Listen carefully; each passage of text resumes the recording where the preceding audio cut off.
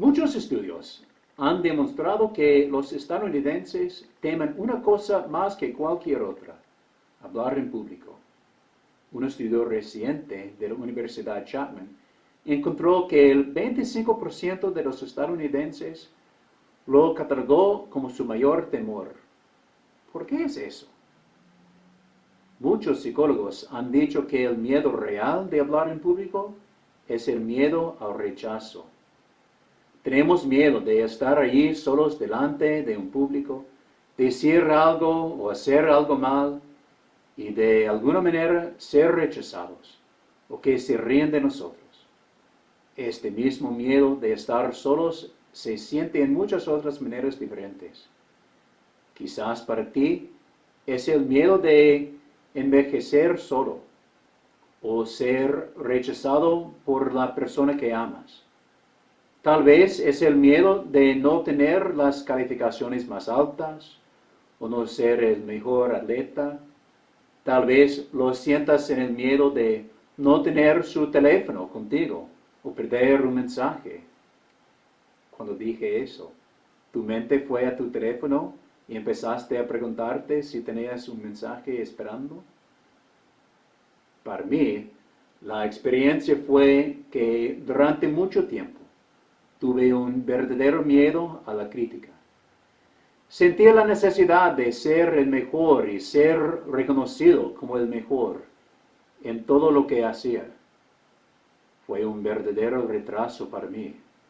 A veces me demoraba en los proyectos porque me preocupaba que no fueran lo suficientemente buenos o evitaban enfrentar a la gente porque tenía miedo de cómo responderían. Como Adán y Eva, cedí a ese miedo. Siempre que trataba de decirle a alguien acerca de esto que sentía, por lo general me respondían: ¿por qué? Eres tan bueno en cualquier cosa. Eso era exactamente lo contrario de lo que necesitaba oír. ¿Qué necesitaba oír? Volveremos a eso. Otra tentación. Cuando estaba en el seminario, no tenía un ingreso regular. Yo tenía algo de dinero que había ahorrado mientras trabajaba en los veranos, y los caballeros de Colón y otras personas nos enviaban dinero de vez en cuando, pero yo no sabía cuánto recibiría o cuánto necesitaría. Yo quería ser generoso y pensaba que no debería ganar dinero al ir al seminario, así que al final de cada año regalaba los regalos que había recibido que no necesitaba. Pero no tenía un presupuesto para el año. Fui bastante descuidado en la forma en que manejé el dinero, y algo de eso lo llevé conmigo a mi sacerdocio. A los sacerdotes se les paga una vez al mes, y al final de cada mes yo regalaba todo lo que no necesitaba. Así que yo realmente disfruto de la comida. Me gusta una buena comida. Me gusta especialmente pasar una velada sentado y hablar con amigos disfrutando una buena comida, ya sea con un grupo de feligreses en la rectoría o ir a un restaurante con otros sacerdotes. Realmente lo disfruto. Por supuesto, a finales de mes, todo lo que gasté en comida me quitó lo que hubiera podido dar. Fui tentado a satisfacer mis propias necesidades y comodidades corporales primero que hacer la voluntad de Dios. Para usted, tal vez sea comida, o un hobby, o planes de vacaciones. Tal vez sea solo la falta de un plan que le hace sentir más relajado que vivir con un presupuesto escrito. Tal vez es tener el control total de su propio tiempo. Todos enfrentamos esta tentación. Volveremos a ver cómo Dios me ayudó a reconocerlo y superarlo. Una tercera tentación. Me gusta soñar grande. Cuando comienzo algo, por lo general, tengo una idea bastante clara de cómo creo que debería ir. Y como pastor, mis ideas nunca me implican solo a mí. Invito a la gente a ser parte de un proyecto y empiezo a darles tareas o responsabilidades que creo que harían bien. Nunca funciona fácilmente.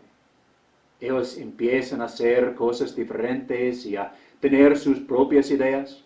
Muy pronto se hace evidente que si dejo que siga así, mi visión no va a suceder de la manera que yo lo tenía planeado. Ahí es cuando tengo que tomar una decisión. ¿Me aferro a mi voluntad o dejo que Dios sea Dios? Estas son las mismas tentaciones que Adán y Eva sintieron. Ceder al temor, buscar consuelo físico, ponerse a sí mismos primero que Dios. Jesús se enfrentó a estas mismas tentaciones. En un momento vamos a hacer una pausa de este video y dar algún tiempo para estudiar el Evangelio del domingo pasado.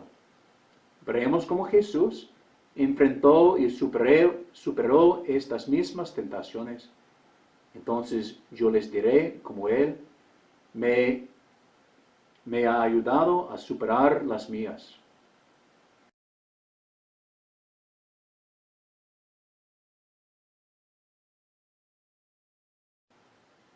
Estamos de vuelta. Hemos visto cómo Jesús venció la tentación en su propia vida, confiando en Dios el Padre y especialmente confiando en lo que Dios ha dicho en las Escrituras. He aquí como Él he estado trabajando en mi vida, superando esas mismas tentaciones en mí. Antes de venir a Santa Ana, fui asignado a Nuestra Señora de Lourdes en Pittsburgh, Kansas, y serví como capelán del Centro Católico de la Universidad Estatal de Pittsburgh. Viajando en carro, ida y vuelta cada día, descubrí en la radio a un hombre llamado Dave Ramsey. Él utiliza pasajes bíblicos para enseñar el manejo del dinero. Le oí hablar de pasajes bíblicos a los que nunca había prestado mucha atención, como en Proverbios 21, al número 5, donde dice, los planes bien pensados, pura ganancia, los planes apresurados, puro fracaso. Le oí descubrir cómo tener un presupuesto le permitió a él y tantos de sus oyentes dar generosamente, ahorrar con eficacia y gastar sabiamente. Escribí un presupuesto y comencé a seguirlo. Es muy liberador saber exactamente cuánto puedo gastar cada mes en cada categoría de mi presupuesto. Por supuesto, implica algunos sacrificios. A veces, cuando estoy llegando al final de mi presupuesto de alimentos para el mes, puede que tenga que dejar a un lado el menú en un restaurante y pedir algo menos caro. O puedo invitar a mis amigos a la casa y cocinar. Pero ese sacrificio es bueno para mí. No siempre tengo que tener lo que quiero.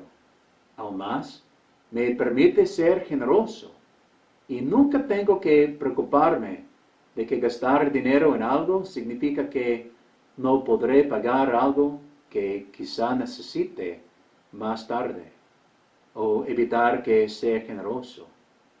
Yo sé que si está en el presupuesto, puedo gastarlo. También trabaja en la otra manera. Desde que empecé a dar mi diezmo y poner otro dinero a un lado para las organizaciones de caridad que son importantes para mí, no me siento mal por disfrutar de una cena con mis amigos. Sé que el tiempo de compañerismo también es importante. Jesús usó a Dave Ramsey para darme la libertad de disfrutar de una comida y la libertad de renunciar a ella.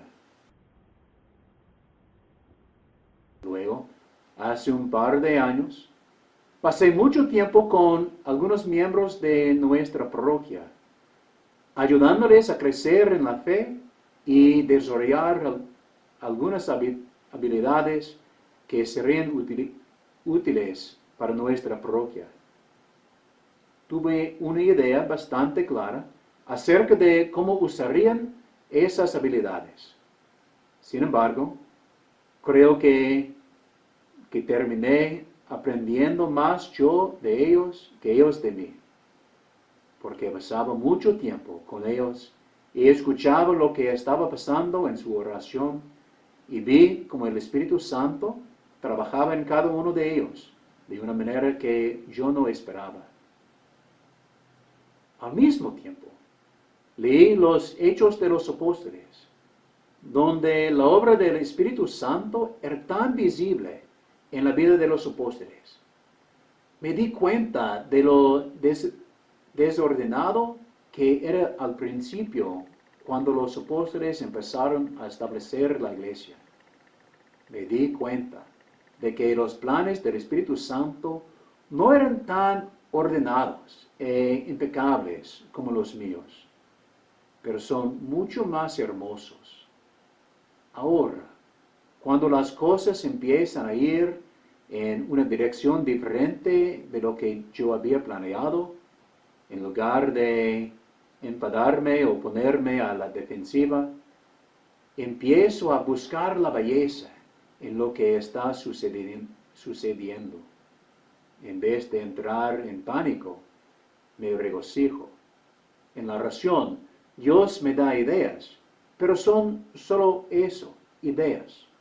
Solo Él conoce toda la historia.